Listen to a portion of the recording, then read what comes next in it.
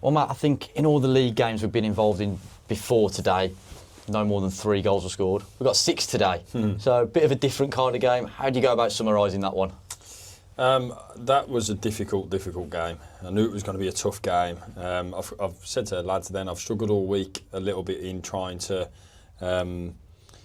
articulate exactly how I thought of the opposition, because I could see they were a very, very strong collective team who at spells in games, as we saw today, are very, very good. But I knew at the other side of that, I thought there were areas that we could possibly try and exploit, which we did.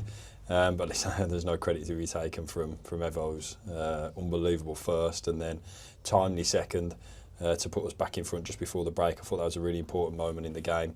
And the quality of his left foot it's a sight to behold. I think it's an unbelievable strike, both of them. So yeah, you reflect back on it. It was a tough, hard-fought victory against a good team. I think, again, look at them. They've recruited really well. Andy's done a good job and put together a really strong, powerful League 2 team. So we knew we had to be on top of it today. And credit to the lads. I thought, once again, I've said it a few times to you so far already, and I thought we showed a lot of different sides to us today. Loads of different sides because we needed to. The weather was coming down on us. It was getting a bit zippy as you scored with their second goal. And credit to us, like there was no kind of hangover from that. We went straight back on the offensive. So a really good win, really enjoyable in front of the supporters as well to get them a couple of goals in front of them, because that's been a bit of a pain in the last recent games where we've not had them opportunities in front of them. So that was great.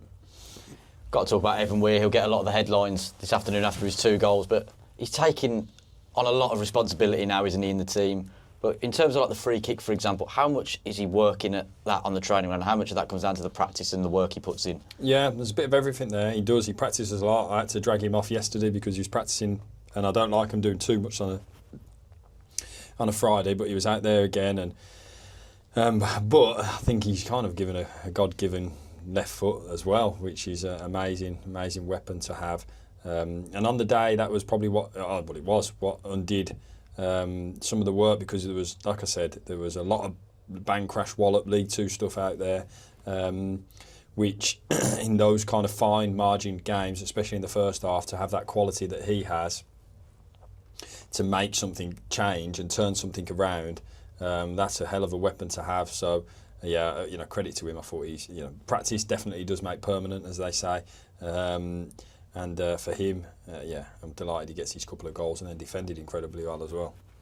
Another man who will obviously take some headlines, Daniel Caru, 3-3. Again, a goal coming at a really important time to give us that 2-goal cushion. How pleased have you been with him since he's come in? That's some record so far.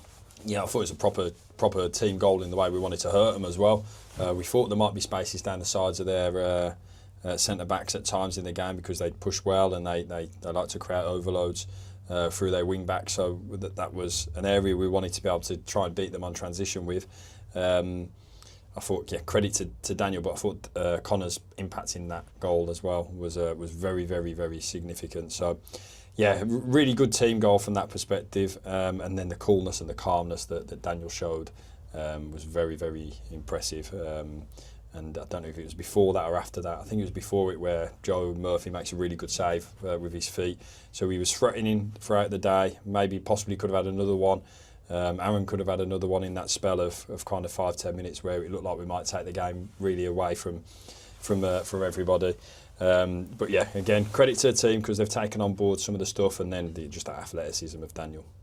Yeah, it was a real team performance, and as you say, we always have to show so many different sides to our game. Subs contributing as well; they played an important part. Sorry, I'll call them finishers, as you say, yeah. And then you talk about the transition, and that's where obviously that goal comes, the 4th goal for Albert Adoma. Yeah, I thought the impact of Brandon, I thought he was outstanding when he came on today. As was Courtney. Priestley coming on in a really difficult time as well. We just thought that during that last kind of bit of the game, we wanted to be able to have a bit of help, because Ironside was, at least I think he's a good player, good striker, and he was battling really well. So to be able to bring Priestley on in that moment as well was a big plus for us. And again, credit, talking about Albert getting his goal, but credit to Courtney to set up Albert and the way to pass and the the way Courtney drove us up the pitch on a few occasions was it's a good weapon to have for us.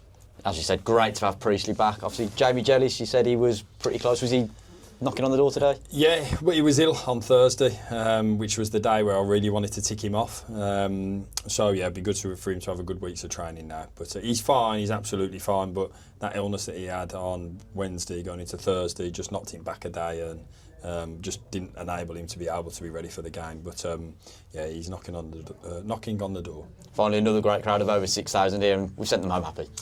Unbelievable, 6,000 at home again, 5.5 of our fans, amazing, absolutely amazing. So yeah, please keep coming, keep making an absolute racket, keep being with us through some tough moments as well. You know, it means the world when every game we're going to play, we're going to have to suffer in them. We have to. It's football. You know, every opposition you come against, they've got their way of trying to get on top of what we do, and the same as what we do, and in reverse. But and again, you saw that with Tranmere today. They're strong and powerful, and we needed the supporters to drag us through some tough moments, and they did that, and then drove us through and enjoyed the end parts. Thank you, Matt.